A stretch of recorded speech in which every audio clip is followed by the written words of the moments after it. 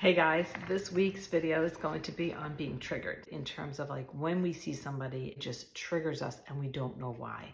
So just to start off with some context, I had been at a luncheon with some friends and some people that I had known for a bit, and a woman who I had met a total of maybe 2 or 3 times, didn't know her well, didn't have a personal relationship with her, had walked in, had seen me, and I saw her posture change. I saw her get really tense, and she just gave me this really inappropriate, backhanded insult that wasn't even anything that was happening in that moment. And I could tell by her demeanor that something had happened. So later, there were some things that came to light, and there were some dynamics within the group that maybe upset her. But in that moment, I had no idea what had happened. So I was just talking with a friend of mine, and we were talking about how do we stay still in our discomfort. And that was the story that came to mind for me, and I decided to do a video on it. So I know for all of us, we can see somebody, something happens, and a defense mechanism goes up.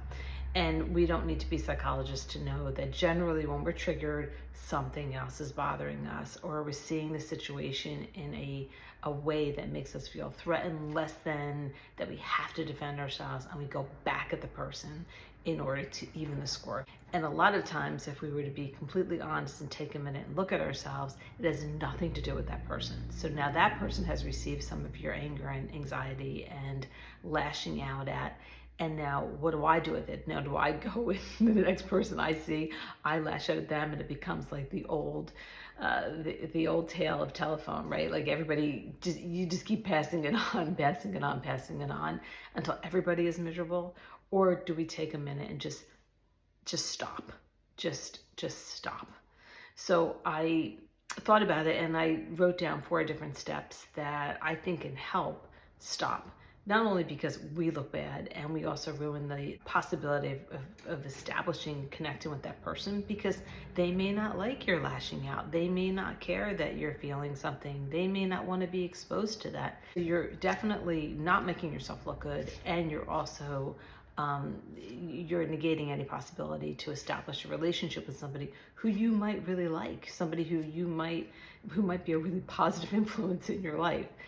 And when we keep lashing out and it becomes a habit, even though it feels in the moment, it's like a reaction, I don't think it ultimately makes us feel really great. Many of us have regret when we do things later on.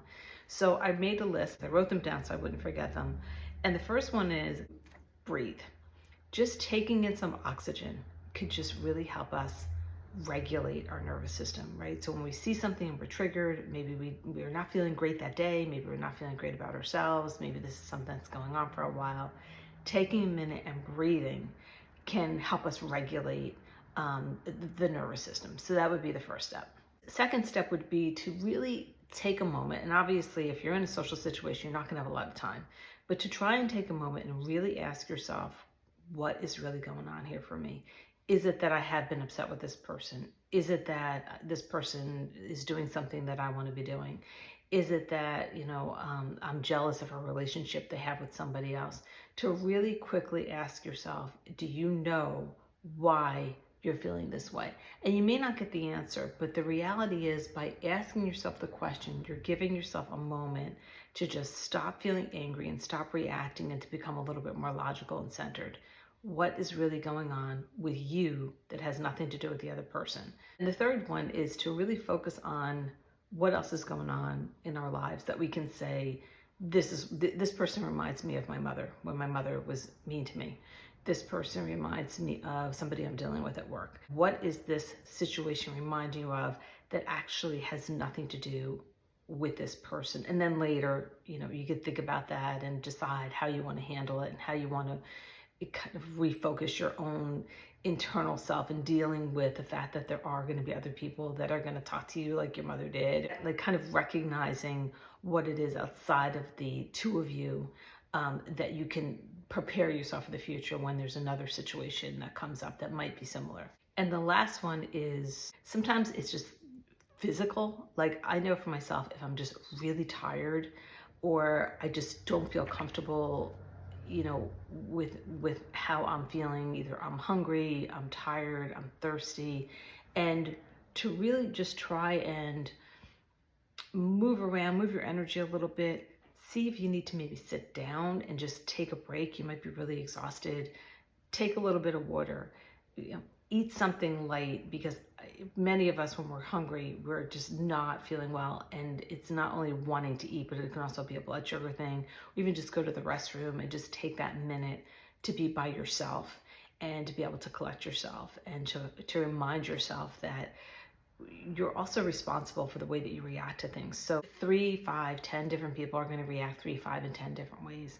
Some people will get insulted and immediately start insulting the person back. Some people might be concerned and say, hey, are you okay? Can I help you with something?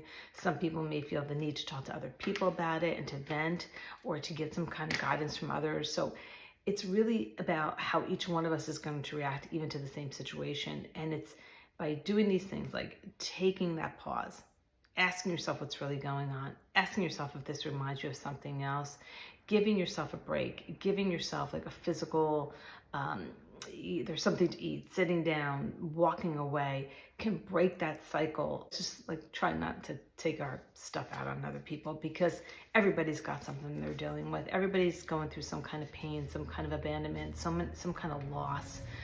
Not everybody feels great every day. Some of us have health problems. Some of us have family problems. And we can't be compassionate if we're throwing our stuff on their lap. I hope this helps you in some way. If you like this video, if you find any value from it, please like and comment and subscribe if you haven't already. And always feel free to pass this on to somebody else who might be able to benefit from seeing it. Thanks so much. And until next time, bye-bye.